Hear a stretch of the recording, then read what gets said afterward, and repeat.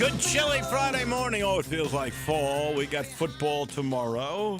The Tigers brace for what is the biggest game of the year. I know many would point to Arkansas, but this is it. This is your chance to right the ship from last week. Stop Byron Brown and USF. Can you do it? They've only averaged 57 points per game the last 4 games.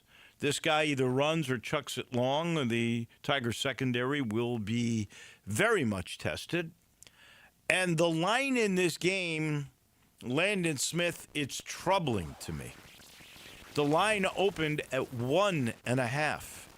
Then I saw it go to 4.5, and I thought, well, okay, maybe they're thinking Brandon Lewis isn't going to play. Still doable at 4.5. But now it's 6.5. 6.5?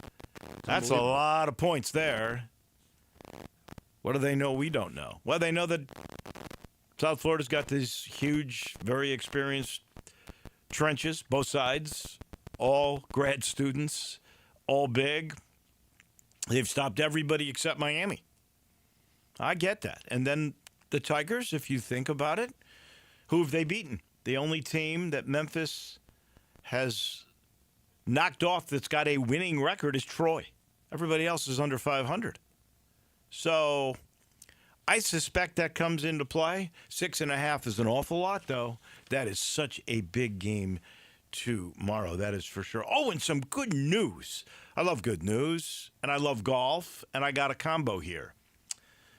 It appears the city of Bartlett is going to reopen and run through a management company Quail Ridge Golf Course. I've got so many fond memories of when it first opened, and we played it a whole bunch, and Brian Alexander was the pro for such a long time, and the Wilder family owned it, and I really have just great memories of that place. So there is a tax increment fund, incremental taxes. There's a surplus. If I read this story correctly, and I give the Daily Memphian reporting credit for this, but if I read this correctly, there's a $3 million surplus in the tax increment fund for that area of Bartlett. And that is pretty much, I guess, the asking price of the Wilder family for that property. So, Quail Ridge is going to reopen. Once they pass, and there are still some hurdles to be voted upon by a couple of different governmental agencies. Once that occurs, and most people think that it will, that are in the know, then they will hire a management company, and they're going to have to do something in order to reopen. Because, look, it, I'm sure, has not been maintained. I have no idea what those greens would be like. It's been closed for over a year. I'm guessing that the city or somebody was mowing the lawn. Maybe the Wilder family was keeping at least under control so that they could sell the property, because initially they were going to do some sort of development out there. But this is the best of all worlds. Bartlett thinks it can operate this thing and make it at a profit. Well, in all honesty, there are very few public golf courses that run in the plus, that are in the black. There is a huge deal of maintenance that must go on. I think with City Golf, I give Mickey Barker so much credit, because Memphis Public Golf, if you think about it, and we were just chatting about this the other day as we played Fox Meadows. If you think about all the redos, and they redid the greens at Fox Meadows, they didn't have to redo the golf course. The layout is outstanding. I mean, it used to be a country club in the 60s. They've got that up to snuff. They've redone every other golf course, right? They redid Whitehaven, made it a great 9-hole course. That was several years ago. They redid Galloway. Now, it's going to need new greens soon, but that was like 20 years ago, something in that neighborhood. They've redone Audubon last year. They redid Pine Hill 2 or 3 years ago. These are great golf courses. I don't know. I'm almost certain. I think I heard Fox Meadows does about 38,000. I know Galloway does the most. It's in the 50s rounds per year. And I am not sure if we ask Mickey Barker, and it's a fair question, is public golf in the black? Even with all those rounds, because you have so much you have to maintain, and I don't think you get the play, let's say, at Whitehaven, even at Pine Hill, although Pine Hill does pretty well now, that you might get at Audubon, Galloway, and Fox Meadows. Those are the big three. So those subsidize other golf courses. But in the long run, one golf course, one management company, I don't know. Maybe if they do it incredibly well and they get to 40,000 rounds per year, you can make money off of that for the city. But as this thing gets closer, we'll get somebody on from the city to talk a little bit about it. By the way, special guest on Monday, 10:10 in studio, Nathaniel Root will be here, the former walk-on during the Calipari and Josh Pastner era. Nathaniel has written a book about being a walk-on at Memphis, I guess. So we'll get his story, and maybe you'll be interested in buying the book. But Nathaniel Root's going to be here on Monday. I look forward to that. All right, we do a thing before we get into the meat of the program. Glenn Rogers is going to join us on high school football. There's the big rivalry, the oldest in the city, one of the oldest in the country, MUS and Christian Brothers tonight at Christian Brothers. Glenn will talk a little bit about that, and then he'll pick some games. He was 3-2 last week. Not a great week. 27-9 on the year. Not chopped liver, though. So we'll talk MUS and Christian Brothers and then make picks, and there's a lot of great games. Then Andy Schiffman on the NBA. We'll talk to him about the gambling probe and everything else, and the Grizzlies win. And the Grizzlies are busy this week. This is a crazy weekend. Do you realize we've got Grizzlies tonight and tomorrow, the Tigers tomorrow afternoon, and then the Tiger basketball teams play Monday night against Arkansas. And I'll get into that in a little bit. If I don't get to it, we'll get to it with Jason Munz, who will end our week. So Glenn Rogers, Andy Schiffman, Jason Munz, our usual Friday. Also on Fridays, we make our picks. Last week was a good week for me, 4-1, 3-2 for Landon. Now in the year, 16-19. I'm 3 games under 500 still. And Landon 13-22, but you got a chance, Landon Schmidt, to make amends right now as we pick 5 more. Our 5 Friday picks. We start with Ole Miss at Oklahoma. The Rebels are getting 5 points. I think the Rebels are real. I think they're maybe not as good as Georgia, but I think they're about as good as everybody else. Maybe Alabama I'll throw in there is better. But I think if we break it down, I think they're the 3rd best team, and I don't think Oklahoma is as good. And you're getting points. I know it's in Norman. That is a tough place to play. That's probably the reason for 5.5. This is more, in my mind, a pick'em game. That's why I go with the Rebels. I'm right there with you. I'm going with the Rebels. I think if the Ole Miss showed us anything from last week, is that their offense can still produce, and I think they roll over Oklahoma in this game. Okay, Vandy at home. That's game day. Could have been here. It's game day. And they take on the Missouri Tigers. I believe in Vandy. They're actually the favorites again. You know, when they were the favorites last week, they won. They're the favorites this week. I think LSU is actually better than Missouri, and yet it's only the same line. Give me Vandy. I'm sticking with Pavia. We agree yet again. I'm with Vandy as well. If they showed me anything, it's that I believe in Vandy now. So give me Vandy. Mississippi State's at home against Texas. I want Arch Manning to do so well because I'm just so fond of the Manning family. He's still a freshman, but he has not literally improved like you thought he might. And I just think Texas is an okay team. I think Mississippi State is getting 6.5 points at home dog. I think that team is decent. Texas may win the game, but they're not going to win by 6.5. If they do, they're just going to eke it out. I would not be surprised if the Bulldogs won the game. Give me Mississippi State. Well, we're 3 in a row on going with this. And I assure you, I had these picks well before you and I discussed them. So I think Mississippi State at least keeps it close. And like you, I would not be surprised if they win this game because Texas has kind of been a letdown this year. We expected them to be so much better, but clearly they're not. Here's the toughest one that we've got, and I'm still not sure which way to go. Texas A&M is the last undefeated team in the SEC. I think they're pretty darn good. LSU, now you got Kelly kind of on a hot seat here? This has not been the kind of year. They've never done it offensively. They're home dogs too. Does A&M stay perfect in this game? And I'm really torn. I've kind of lost faith in LSU. Even though they've got this game in Baton Rouge, it's a field goal game, right? I think A&M's better.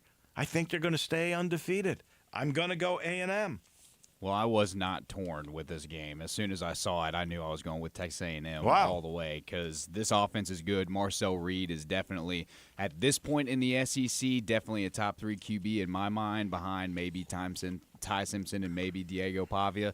But this A&M team is for real, and I think they continue their winning ways. And then our final game was easy for me, even though it's a big spread. Here is another home dog. It's Kentucky, but Kentucky's not very good. And Tennessee's going to score some points. I don't have a problem with them. 8.5 points. Joey Aguilar's going to have a great game. 8.5. I'm giving away. I'm taking the Volunteers. Dave, we're either going to look really good or really bad coming out of this weekend because I'm also siding with the Vols here. We don't differ on anything? Not this week because I think the Vols are, like you said, going to run away with this. Kentucky kept it close with Texas, but like we described, Texas is not that great this year. So Tennessee's not going to have a problem putting up points, and they run away with it. Yeah, I don't think Kentucky's very good at all, honestly. So there it is. You're not going to get any ground on me. Let's just hope we're both 5-0. That would be good. I'd get over 500 that way, and you would inch ever closer. All right, those are our picks. We're all in agreement. Ole Miss, Vandy, Mississippi State, A&M, and Tennessee.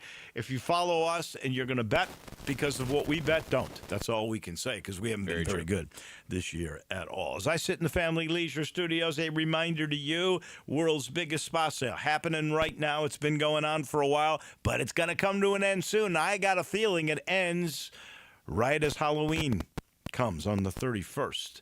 So if you want to get a state-of-the-art spa at under $3,000, go right now. Go this weekend. Floor model deals are even better than $3,000, and the cold plunge is the newest thing. They start at under $5,000. Also, you still get the free umbrella with a purchase of select patio furniture. That ain't a cheap thing. That's a good giveaway there. And the swimming pool clearance pricing still goes on all the way through the end of the month. Go check it all out. The deals are there at Family Leisure. On Fridays, we talk high school football with our coach, Glenn Rogers Jr. He's not picking this game because he's involved, and this is interesting. The MUS Christian Brothers rivalry is the oldest in the city.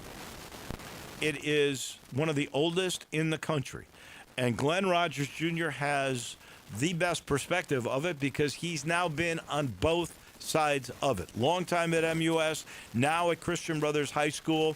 Do the two teams, Coach, do they differ in their approaches or do you find similarities? Good morning. Good morning, Dave, to you and all our listeners on this Easy B Friday.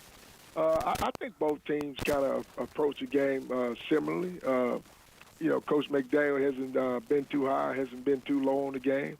I think he's been here 11 years. He's got a good perspective on the game, and so does we got a couple of our assistant coaches on the staff that's alums that have played in the game. So, and on the MUS side for a long time, Bobby Austin was the same way. He didn't, never got too high on the game, never got too low on it. Told the boys it was another game, but it's a rival game, it's an important game, but it ain't the most important game. But I used to remember Coach always said, if the Christian Brothers game is our highlight, then we didn't do a good job as a staff, and the kids didn't do a good job of approaching the season. Really? Huh. It's not more special to you than another league game? I know you want to win the state title. That's your goal every year. But isn't there something extra with this? Yeah. Oh, definitely something extra, Dave. Like I said, as a coach, you don't want to make a super big deal, but it's going to be important because it's a rival game. The fans, a lot of tradition, the history of the game. It's the 15th oldest rivalry in the country. So that puts it a lot in perspective. And, absolutely, do you want to win on your crosstown rivalry? Absolutely, especially for somebody like me who's been on the other side for so long. And now I'm on the opposite side. And so, this will be my first time lining up against MUS as a varsity coach, sitting on the other side of the field. Is that going to be weird? It's going to be. It was a little weird Monday, the JV freshman game. I had to go to Hull Dobbs. That was a little weird, but Friday, today, seeing those guys on the other side, some of those kids who's coaching on the staff, I brought into the school, and a couple. I still got maybe 2 or 3 guys on the teams I helped bring in. They're still there, so it's going to be a little weird day. But as soon as that whistle blow, I'm going to be in coaching mode. Who won that JV game? Because that's sort of a foretelling of the future. Yeah, well, we beat them 31-0 over there at MUS, and our freshmen won 14-0. So, hopefully we can keep that momentum going with these younger guys, and they can get a taste in their mouth of what it feels like to beat MUS. All right, give us the keys for both sides in this game. Well, with us, it starts with defense. It starts with we got to stop the running game. They got 2 really good running backs, Tommy Reed and Gavin Katera, who's a senior. He's a state champion decathlon. We got to stop the running game, and to me, their running game sets up everything in the passing game. So we got to be physical up front. I think some things up front we can take advantage of, and then on the back end, we got to cover. We got to be able to be aggressive on certain downs and get those guys covered. And then on special teams, we got to capitalize. We had 2 kickoff returns called back last week where it was costly. And so we've worked on that this week, shored that up, because we got a great return man in Javon Slayton. Every time he touches the ball, Dave, you better hold your breath, because he can go to the house at any time. And then offensively, our young quarterback, Will Brick, who I think he's one of the best freshman quarterbacks in the state. He's tall, he's 6'2", good-looking kid. He can make every throw. His first game last week he started, so I think he got a lot of nervousness out of him last week. So we got to be able to run, get our running game going, control the line of scrimmage, and then once they try to load the box up, we got guys capable on the outside that can get them out of there. So I think Nate Brick has got to do a good job of finding his targets and getting the ball to him. All right, let's talk some other games. You did not have a great week last week. You were 3-2. You are now 27-9 on the season, which is not chopped liver for sure. Germantown, they are 7-1. Munford, what a tough place to play. And they're 8-0. These are both top 5 teams. Both these teams are in the Tennessee Super 25. Munford has averaged 51 points a game the last 3 games, but they're now up against what you said is an SEC-like defense in Germantown. How does this game play out? This is a tough one. It is a tough one. And you said, is that Munford, right, Dave? Yep. Yeah, and Coach Calhoun, that offense, to me, this is going to be one of the toughest games Germantown has faced all year, because that offense, you don't see, it's not a conventional offense you see on a weekly basis or every other week. It's a run-oriented first offense. It is mainly a 90-80% run offense. And so when you don't see that type of offense on a weekly or bi-weekly basis, you got to be very disciplined. You got to be able to work on certain aspects of that running game. And to me, this would be Gene's toughest challenge on defense. How well did he get those guys prepared this week to be disciplined and stop that prolific running game that Coach Calhoun has? And then special teams tonight, Dave. Any time you got a game like this, Dave, where this is going to be one of the quickest games, because Coach Calhoun's going to run the football. But if you don't get that stop and you don't put those guys, punt them and keep them pinned deep and get the ball kicked in the end zone and keep them deep and make them go 80 yards, this is going to be one of those games where field position is going to be of the essence tonight. And I'm going to get a nod to Gene. I think he's got enough players. I think he'll get enough stops. And Coach Calhoun's got to stop Gene on offense, because Germantown has some weapons on offense. All right, that will be the first loss for Munford if that is the case. And at home, wow. Briarcrest is 5-3, but they're 2-1 in the league. Lipscomb 3-5. I know you're familiar with them. They have not lost in that private division. They're 3-0 there. The Saints average 40. Lipscomb gives up 37. I got a feeling there's going to be a lot of scoring in this game. Yeah, Lipscomb, they got a great receiver. We did a good job of shutting him down, but he got loose on the punt return and was on the screen on us. And, Briarcrest, field master, he's got weapons. They run the ball well. Donaldson should be back in the backfield, running the ball and catching the ball. I think Briarcrest goes on the road Dave, and get some win, a tight win up at Lipscomb. I think the game will be close. I think it'll be a lot of scoring, but I think in the shootout, I think Briarcrest has more weapons, and I think they'll get enough stops in the end to secure a victory. Whitehaven is 3-4. Bartlett is 3-5. Here's two proud programs, both fighting now to be 500. It's in Bartlett. What happens? I think Whitehaven gets the win. I think that running game they got, I think it'll get going. I think Whitehaven has enough defensively to get stops. Rodney Salisbury, he'll tell you, this is probably one of the most disappointing seasons right now up until this standpoint that he's probably had. But the season's not over. They still got a lot to play for. If they get these last two wins, then I think they'll get in the playoffs. Bartlett, boy, the fans and the crowd and even the coaching staff, they got to be disappointed the way this season went. 3-5, a lot of games. I figure they thought they should have won. But this will be one of those games, Dave, where both teams still got some things to play for. And this will be a game that you'll see both teams playing hard and the crowd out at Bartlett being too. But I think Whitehaven has enough in the tank to pull the victory off. Mitchell is at Fairleigh. So far, you have picked every road team. Mitchell's 5-3, but 4-1 in the league. Fairleigh 6-2, but they're a perfect 5-0 in their league. This is a league game. It's the war of the South Side. And I got to tell you, two quarterbacks here. The Fairleigh quarterback, Andrew Johnson, he's thrown for over 2,000 yards and 30 touchdowns. Mitchell's quarterback has thrown for over 1,000 yards and 18 touchdowns. We may see a lot of passing in this game. Yeah, both quarterbacks are dynamic. They both can throw the football. But I tell you, Fairleigh, the job that the coaching staff at Fairleigh has done to research that program, to get it back going, it's been amazing.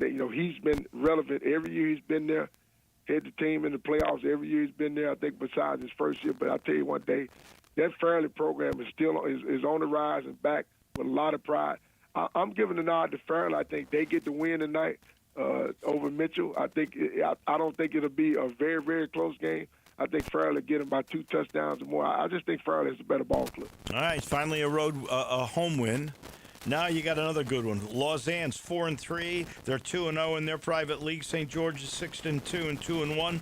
Lausanne started the year 1-3. What a turnaround for them. St. George's has not had a winning season since 2016, 9 years ago. So they appear to be back. Who wins this big league game? Well, Dave, Kevin Castro has athletes out to Washington. He's played one of his toughest schedules around. Kevin doesn't shy away from playing opponents, and that's one thing I like about him. They've had a tough road. They've lost a couple of close games, and won a couple of close games, particularly one with us. But Lausanne has got 2 or 3 guys that are difference makers. And, I'm all for teams winning, but when you look at some of these teams' schedule, it's obvious why they win in some of these games. The schedule's not very tough. And so I think St. George is the victim of one of those. Not a very tough schedule. You can always pad your schedule to get some wins in, but you'll notice when you pad that schedule, when you play some stiff opponent, a lot of times the true you will show up.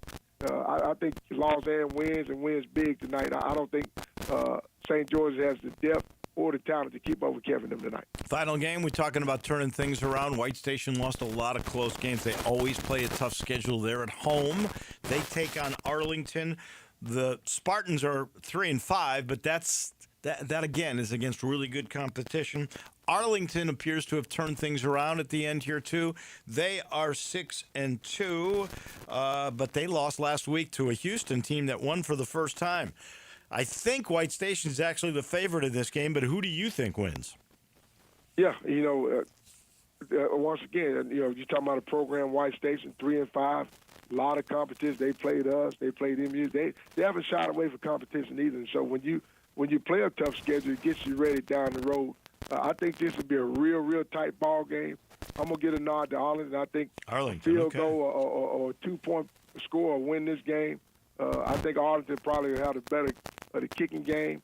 But don't, I tell you what, White Station has some guys, anytime they touch the ball, it's a threat.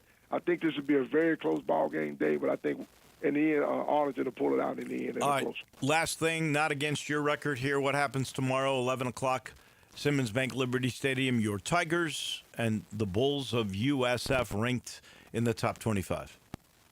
Well, I tell you, Dave, me and my entire family will be there tomorrow to cheer on the Tigers. And you know what? You know, we had a letdown last week. You know, that game down at USB, like you said earlier, college game. They probably was on the way here if we get that win. But I'm expecting a big crowd tomorrow. A lot of my ex-teammates are in town for, you know, it's a homecoming. So we're doing a lot of alumni things tonight. I won't be there tonight, but tomorrow I'll be participating. I'm expecting to see a big crowd and us to come out fired up. And this will be a big challenge for us. South Florida is great. They play some tough opponents, knocked off some top 5 teams, and you know we played some tough opponents. I'm just anxious to see how Coach Silver and their staff get those guys to bounce back after a letdown last week down in Birmingham. And it's just anxious to see how guys get out there against a good South Florida team. I don't think that one loss will equate to 2. I think they're past it, and I think their attention is focused on the Bulls, but the Bulls are really good. Thank you, Glenn. We appreciate it. We'll talk next Friday. Go Tigers, go and go Brothers. Thank you, Dave. There is Glenn Rogers Jr., our coach on high school football. We take the break. We're going to Chicago. We talk NBA, gambling probes, and a whole lot more. Andy Schiffman from Priority Sports, our agent, is next. Start your day with Sports 56 Mornings with Greg Gaston and Eli Savoy. Weekday mornings from 7 to 10, right here on Sports 56 and 98.5 FM. Looking for sports in all the wrong places? Try the Owner's Box Sports Bar and Grill in Lakeland's Town Square. Fun, exciting, friendly, and comfortable with wall-to-wall TVs. 24 taps for all your beers, including $3 domestic and $5 craft pints on Mondays. Monday through Friday, 3 to 6 happy hour. Music bingo Tuesdays. Daily specials and online ordering. The Owner's Box Sports Bar and Grill in Lakeland's Town Square. Highway 70. Check Facebook for daily specials and weekend music at the Owner's Box. Encore flavor, Corky's barbecue. We're cooking it up, down home way. Hickory smoke flavor like the good old days. Hey y'all, Jimmy Stovall here with Corky's Barbecue. With over 175,000 cars served in our drive-thru, 4,000 online pickup orders, and 1,500 party packs delivered to offices and events every year, Corky's is your trusted go-to barbecue for parties. Our party packs start at just $6.99 per person. You can choose 1, 2, or 3 meat combos, pick your favorite sides, and as you know, Corky's always gives you plenty of food, so you never worry about running out. Whether it's pickup or delivery, we've got you covered. Corky's makes it easy to impress your guests. Visit Corky'sBBQ.com to order for your next gathering today. Encore flavor, Corky's barbecue. On eBay, every find has a story. Like if you're looking for a vintage band t-shirt, the one you wore everywhere until you lost it, now you're on eBay, and there it is. The things you love have a way of finding their way back to you, especially on eBay. From rare collectibles and vintage cars to designer fashion, it's all there. Shop eBay for millions of finds, each with a story. eBay, things people love. Hi, folks. Colin here. Last Major League Baseball postseason, you probably saw something unusual. Strauss on every batting helmet. They made history as the first brand ever with their logo on the postseason batting helmet. Pretty cool, right? That red ostrich definitely stood out. Their work pants are award-winning, durable, comfortable, loaded with pocket designs that actually make sense. Their jackets are built to take on whatever the day throws at you. Weather, wear, or long hours. And the boots, tough enough for real work. Versatile enough that you'll want to keep them on after the job's done. They got smart pocket systems, too, that keep your essentials right where you need them and comfort that lasts all day. From the job site to the weekend, Strauss makes gear that works as hard as you do. It's not just workwear. It's a tool you can wear. Once you try it, you'll see why so many pros trust the name Strauss. From grit to glory. Check out Strauss.com, STRAUSS.com. Again, Strauss.com. You're up now with Strauss. Now back to Wolo and Friends on Sports 56. Here once again is the voice of the Tigers, Dave Woloshin.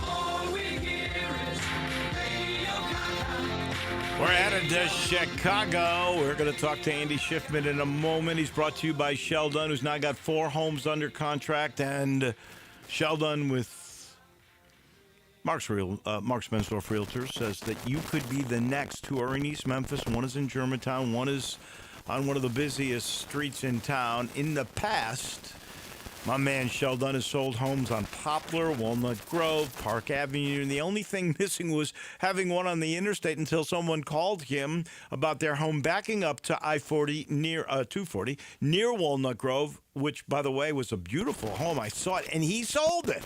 So wherever your home is located, from downtown to midtown to Germantown or Collierville, talk to 2 or 3 real estate agents. Just make sure Sheldon is one of them. His highly successful strategic marketing program makes the difference in what you make and really when you make it. All you got to do is reach out, 483-0546 or memphisrelocate.com. His website says it all, memphisrelocate.com. Remember, people often say if you want the job done, go to the worst golfer in town. That's Sheldon. He's always doing work, not practicing golf.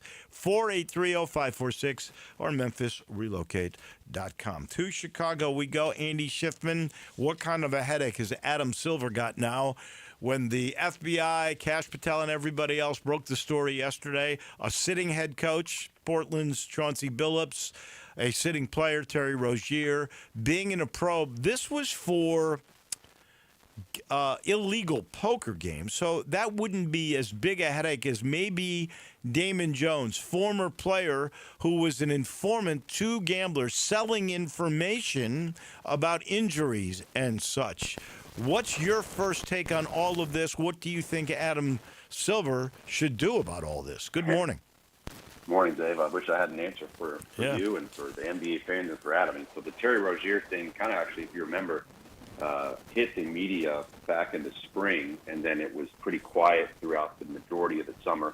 But it seems like he is affiliated with fixing games, right? That's kind of what has come out on him. And then to your point with the illegal poker games linked into some mafia families, that's Chauncey Billups, right? And I'm going off of everything I just read in the media, as I'm sure you are as well.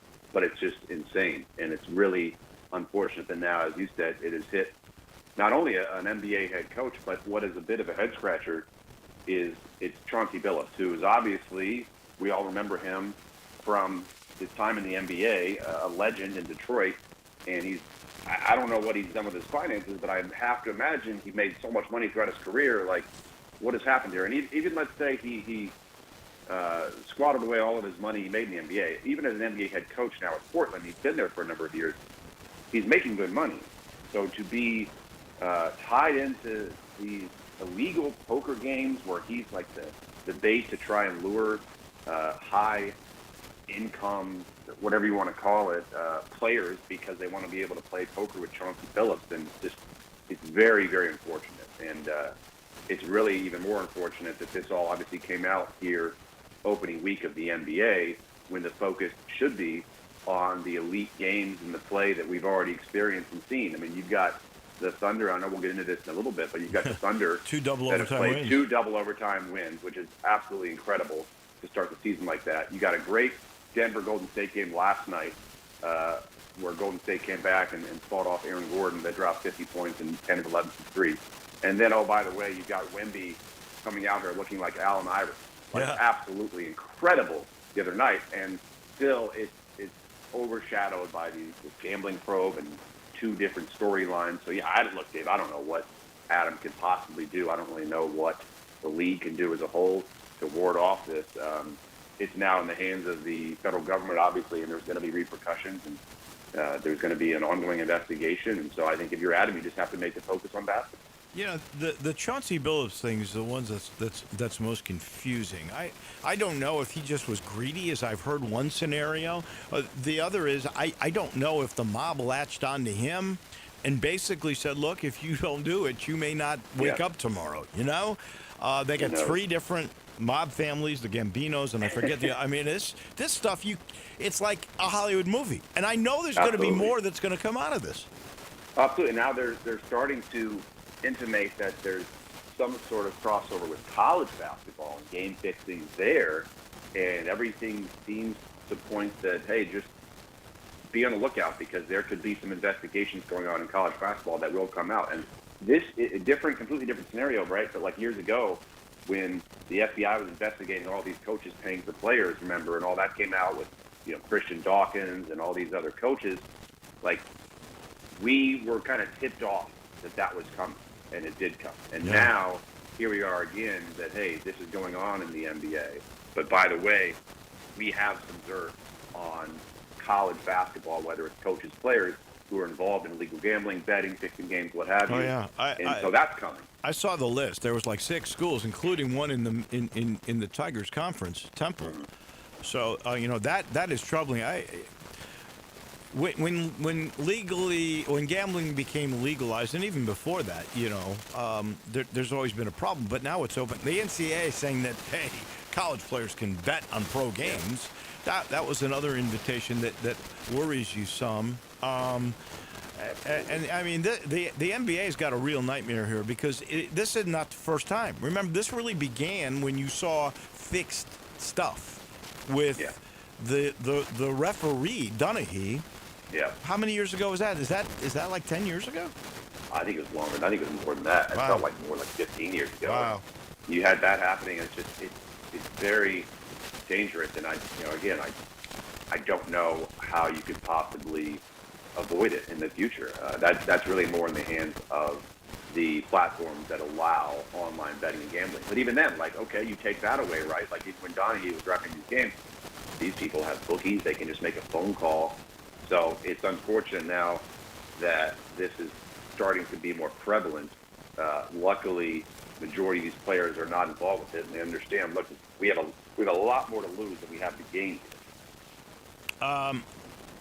All right, let's shift a little bit. And before we get into the games, and I agree, Oklahoma City, they look like defending champs. SGA, what has he had, 100 points now or 90 points in the 2 games? I think it's 55 and 35, so that would be, 90. But I want to ask you this question because 2 Tigers were involved. One was Tyrese Hunter, who got an Exhibit 9 guaranteed deal. And then DeAndre Williams with Philly got an Exhibit 10. Explain to us, because I know that Exhibit 10 is not guaranteed, but I'm not sure numbers here. Can you clarify for us Exhibit 9 and Exhibit 10? And I would imagine if you're an Exhibit 9, you got a better chance of making either that G League team or becoming a two-way guy than you do as an Exhibit 10. Well, it's semantics, right? It's basically logistics. So an Exhibit 9, we've talked about this before, you and I, in your NBA contract, if you are going into training camp, the NBA team, if you're not one of the first 14 guys under contract, which Tyrese Hunter was not, with Rio Grande Valley, their G League team, is affiliated with Houston, right? Mm-hmm. Then the NBA team can have you sign a contract that includes an exhibit in the contract, and it's exhibit number 9, to your point. And that basically states that if you come to camp and you get injured, if you do not have an Exhibit 9 in your contract, then that NBA team has to pay you until you are healthy. We actually had this come up years ago with a player who got injured in training camp. He was one of the first 14 that the team signed. He did not have an Exhibit 9. And when during training camp he got injured, the Lakers, the team he was in camp with, they had to pay him almost his full equivalent NBA salary as a minimum, a rookie that year until he was healthy, not because they were investing him as a part of their team, but that's just the nature of the contract. So an Exhibit 9 protects the team that says if that were to happen, then the max we owe you is $6,000. So God forbid you get injured in training camp and you're not healthy for the first 4 months and you can't come back until January. The NBA team's only on the hook for $6,000. So it really doesn't have a whole lot to do. That's not very much, yeah. Right, a pathway to make the team. And in Exhibit 10, to your point, that is a mechanism for the NBA team to then waive you from training camp and sign you to their G League team. And the G League salary this year, I want to say it's like around $45,000, maybe a little bit more. It goes up slightly each year. But the Exhibit 10, there's, you have the NBA contract, and it's Exhibit number 10 in your contract. If you then get waived from the NBA team on an Exhibit 10 contract and you sign into the G League with that NBA team's G League affiliate, then if you are with that G League team for 60 consecutive days upon signing into the G League, Dave, you earn an additional $85,000 bonus. So the Exhibit 10 is essentially you can get up to $85,000 in bonus money in addition to your $45,000 G League salary. So the Exhibit 10 is better than the Exhibit 9 because you're going to end up maybe making $125 for playing in the G League if you play 60 games. Is that what you just said? Yeah, 60 days, 60 consecutive days. Now, okay. I don't know if Tyrese Hunter also, you can have both an Exhibit 9 and an Exhibit 10 in your contract. So I'm not sure if he also has that.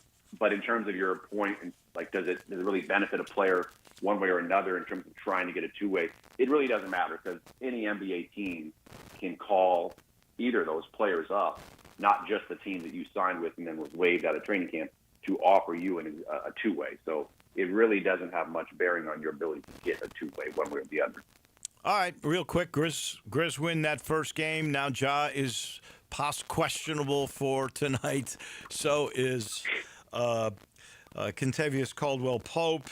They got sore ankles, and you already got 4 other guys out that are going to be out for a while. Pippen, Edey, Ty Jerome, and Brandon Clark. Crazy. I don't know what's happening with FedEx Forum and that floor, or whatever it may be, the practice floor. How do they get all these darn injuries? Well, look, it's not just Memphis. I mean, I'm dealing with the same thing out of Indiana. Johnny Furphy that just came off of an injury. T.J. McConnell's out for the next few weeks still. And they just had another injury to Andrew Nembhard last night, a shoulder injury. So it's kind of running rampant around the league. What I do think is it's the wear and tear that obviously is put on these players, but it's a lot of it, the style of play that these teams employ. And I've talked to one of the teams about just that. And it's, look, when you are a run-and-gun, high-paced, just get out and go team, and you're doing that every single day leading up to the NBA start of the season, you definitely are, especially for players that are coming off an off season where maybe they're just not in the gym every day, maintaining their conditioning, stamina, et cetera, you are more prone to injuries. And I'm not necessarily saying that's the exact reason a lot of these guys were out, obviously, but it definitely is a factor. And the Grizzlies, we've seen this before where they're beat up and they're kind of limping into the season. I think a lot of that is happening around the league. So it's a bit of a head scratcher. It's unfortunate that it's happening now. Ty Jerome is our client. Hopefully he's only going to be out for a handful of weeks. I think that hopefully Edey should be back sometime in mid to late November, which is great news. So you factor in, call it, 3 to 5 weeks. Brandon Clark's doing well. Hopefully back soon. Don't exactly know a date for that. But we've been through this before as Grizzlies fans, right? Right. You just want to be able to compete the first 6 weeks of the season until you get your whole squad back healthy. And I think that's doable. I think it was positive to see Ja out there. I wonder. I will hold my breath and wait to see if at any point this year all the Grizzlies are available to play. That will be miraculous if it actually happens. Andy Schiffman, as always, we appreciate it. We'll talk more about the league and the contenders next week. Thank you so much. Thanks, Dave. That is our man, Andy Schiffman, on the NBA. We take a quick break. When we come back, Tigers and Arkansas, the exhibition game, and the season to come. It's right around the corner. Monday night at FedEx Forum. Holy cow, it's here. The true overlap between football and basketball seasons. And Jason Munz will talk all about that in just a minute. Sports 56 and 98.5 FM. Available locally on your radio dial as well as around the world online at sports56whbq.com. Take us with you everywhere by downloading the Sports 56 app. And at home, just say, Alexa, play Sports 56. Wherever you are, it's easy to stay tuned to Sports 56 and 98.5 FM. Top Gun is the largest indoor range in the Mid-South, but size isn't their only difference. Top Gun has the best instructors with over 300 years combined experience and classes all the way from first shot to master marksmanship. Plus, Top Gun is affordable. Gold membership is just $48 a month. That's just $1.60 a day for unlimited range time, free gun rentals with purchase of ammo, and members lounge access. Top Gun 2770 Witten Road and TopGunMemphis.com. Always shoot with the best. Top Gun Memphis. Cashback is not available on gas in New Jersey and Wisconsin. $5,000. That's the average amount of money people in the U.S. are now spending on gas in a year. $5,000. That's crazy. If you drive, you have to download Upside, the free app that gives you cash back every time you get gas. That's right. You can earn real cash back with Upside just by buying the gas you're already buying. You can literally start earning cash back today. I use Upside every time I fill up, and I've already made around $300. You're putting gas in your car anyway. Why not get real cash back? If you like free money, download Upside. I'm saving the cash I earn from using Upside to help pay for a vacation later this year. Download the free Upside app now to earn cash back every time you buy gas. Use promo code MEGA25 to get an extra 25 cents per gallon on your first tank. You can cash out anytime right to your bank, PayPal, or a gift card for Amazon and other brands. Just download the free Upside app and use promo code MEGA25 for a 25 cents per gallon bonus on your first tank. That's code MEGA25 for a 25 cents per gallon bonus. Here's what sets NST Law apart. They don't just work in Memphis, they ride for Memphis. From school fundraisers to courtroom battles, they show up where it matters. And when someone in this city gets hurt, NST goes toe-to-toe with insurance giants. No fear, no favors. It's not just the law to them, it's loyalty. And if you ever need backup after a crash, NST's got your back. NST is the way to go. Call 683-7000 or check out nstlaw.com. Hit the road in your new ride from Gossett Mitsubishi on the Pike and check out our new location at 1956 Covington Pike. 2025 Mitsubishi Outlander PHEV, standard third row, better warranty, and 0% for 60 months available versus 4.99 for 60 months on RAV4 PHEV. That's 2025 Mitsubishi Eclipse Cross or Outlander PHEV, your choice, now $399 a month. Plus 2025 Mitsubishi Outlander, 7-seat capacity, more head and leg room, and longer warranty than Toyota RAV4. Get yours for $449 a month or buy it for $29,715. And always find peace of mind with our 10-year, 100,000-mile powertrain limited warranty. That's Gossett Mitsubishi, 1956 Covington Pike, and 24/7 at memphismitsubishi.com. If you want it, we got it at Gossett Motor Cars. Outlander SEO 14178, MSRP 32715. Eclipse SEO 39973, MSRP 317. PHEV SC 88816, MSRP 42615. Includes all rebates and incentives. Fee F895, $595 acquisition fee. Excludes tax, title, and license with approved credit. See dealer for complete details. Offer valid through end of the month. Dealer stock only.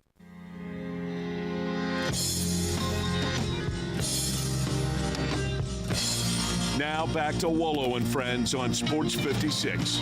Here once again is the voice of the Tigers, Dave Woloshin. We always close out the week with one of my favorite conversations. That's with Jason Munz, Tiger beat writer for basketball with the Commercial Appeal. Joins us now. It's here, Monday night, John Calipari's return. I don't think ticket sales are going so great, though. I think it's right around the 6,000 to 7,000 range, which makes you wonder if it's not part of a season ticket package, Jason, and it's an exhibition game, can these St. Jude games really ever make a lot of money? Good morning. Good morning. Yeah, I just wonder. Yeah, I mean, well, first of all, 3 more sleeps, and then we get some basketball. So that's going to be fun. And then, obviously, all the stuff that is tacked on as part of this event. You got the women's game immediately preceding the men's game against Vanderbilt, so that'll be nice. And then, of course, John Calipari's not return. He's been back, obviously, a lot in recent weeks and months. But he even coached a game at FedEx Forum since he left, so it's not like it's his return to FedEx Forum necessarily. Well, that was an NCAA game with Kentucky, right? Yes. Yeah. Yes. But so yes, it's the first time. Obviously, he's playing his former the program that he was the coach of for so many years. And then of course the players reunion. That's going to be nice. But so all that being said, yeah, it does kind of make you wonder that if they can't, if in fact it is only 6,000 or 7,000 people who show up on Monday, like what else can you do? Like what would it take to, in this day and age, get a full house? I don't know. Like what would it even take to get 12 or 13 or 14,000 people to come out and watch an exhibition game in Memphis? I don't know the answer. So hopefully the 6,000 or 7,000 thing is now and not what it's going to be on Monday night. That would be wonderful if they could get it up into the 5-digit realm. Well, here's my sense of it. Seriously, if it's not part of the season ticket package, yeah, and it's an exhibition game that's got a hefty price to it, and there is a good price tag on this one, I think it's going to be difficult. And I think we saw that last year. If you had a top 25 team in North Carolina and it didn't draw that well, and now it's going to be the same, maybe a few more people, and it's John Calipari, who, by the way, has been so generous of his time to help promote this thing. It just tells you, if it's not a part of your season ticket package plan, you have to go elsewhere to get the tickets, and it's a meaningless game. It's not going to happen. Now, I know in the long run what the sports marketing department of Valsac would like for all of this to be a fundraiser for St. Jude is to be a regular season, in-season tournament like Maui, like Baja Mar that the Tigers play in this year, like Atlantis, which they've played in the past. Now, I think there's hurdles that you have to go through with the NCAA to get one of those, and I don't know if Memphis would be in that mood. If, let's say, they got 4 top 25 teams to be a fundraiser and a separate entity, would the Tigers give up home games for that? Or would they just get a share? All that stuff has to be worked out. But it's pretty evident to me, Jason, and we'll find out for sure Monday. But exhibition games, they just, if they're not part of your season ticket package and they have a price tag to them, they're not going to be attractive. Yeah, they're just a tough sell. No matter how much, window dressing you put on it, they're just a tough sell. And it's unfortunate because it is for St. Jude. Obviously, that's an extremely noble cause, and certainly the price tag one would think is well worth it.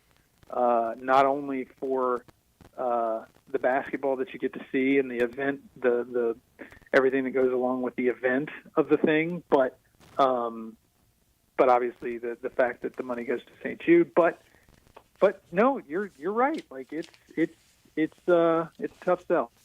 All right.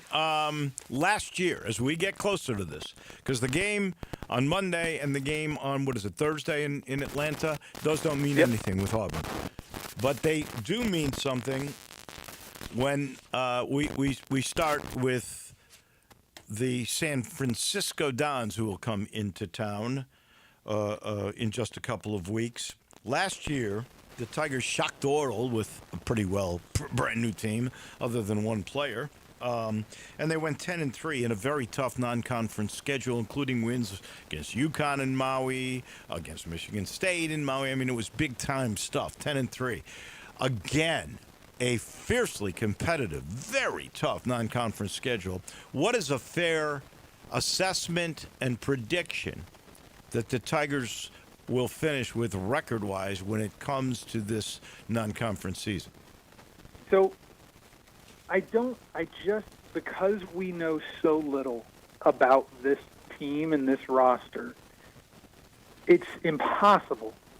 I mean, it truly is impossible to, obviously it's not impossible. I'm using the wrong term there, but it would just be extremely ill-advised to predict that Memphis will do as well or better from a record standpoint in the non-conference this season, because, like you said, as stiff as the competition was, as grueling of a non-conference schedule as it was last year, it's at least that grueling this year, if not more so. Like Purdue is.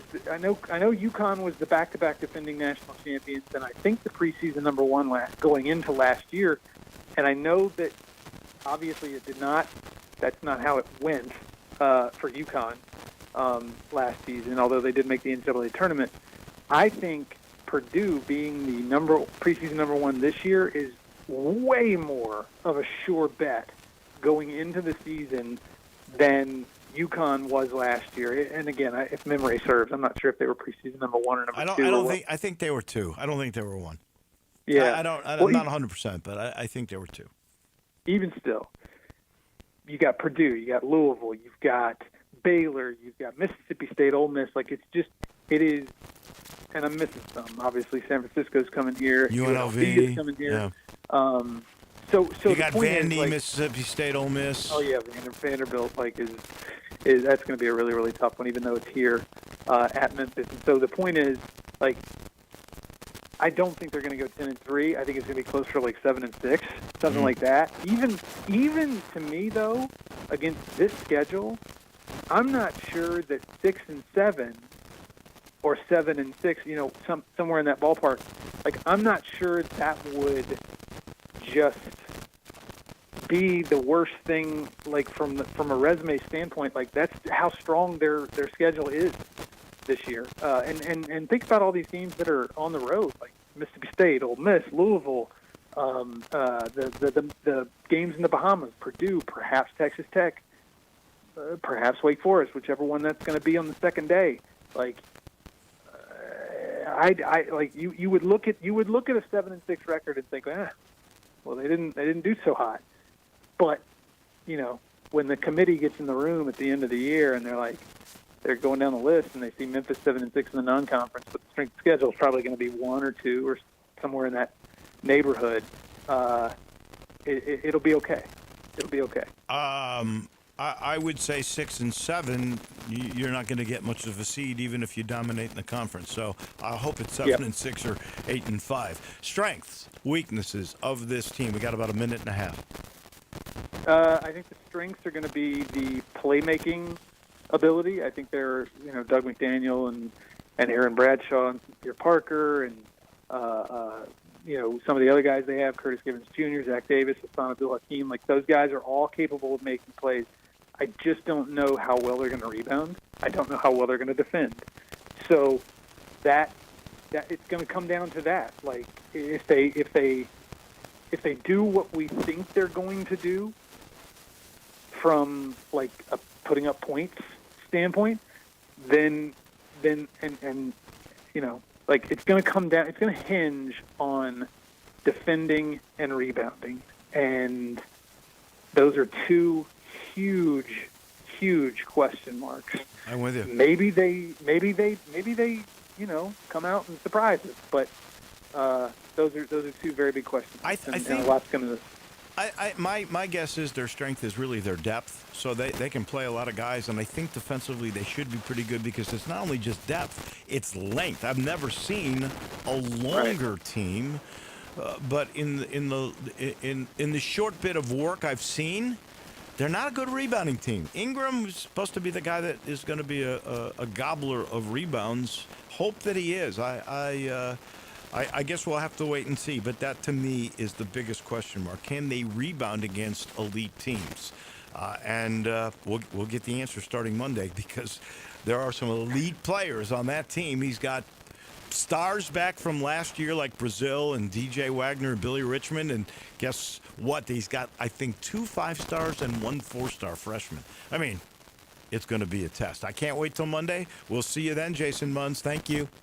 Thanks, Wolo. That's our man Munzie from the Commercial Appeal. He is brought to you by the good folks at Southern Security. Are you getting the lowest possible rate on your mortgage? At Southern Security, you're going to get the lowest rates. You're going to get flexible terms, no PMI, and the best of service, and you can refinance so easily by just calling. A person will answer the phone at 901-452-7900, or you can do it the old-fashioned way, really kind of more the new-fashioned way. SouthernSecurity.org. Go to the website. It's that simple. They're an equal housing lender. They are proud to be a big supporter of the U of M and 901 Women. Federally insured by NCUA. They have been the best credit union in Memphis the last 6 years. They're opening a new branch in Collierville. Wait till you see that. Southern Security. It's your home team credit union. We'll see you tomorrow at the beautiful Simmons Bank Liberty Stadium for the biggest football game of the year. Hope you're there, and then we'll talk about it on Monday. Johnny Radio's next. Have a great weekend, everybody.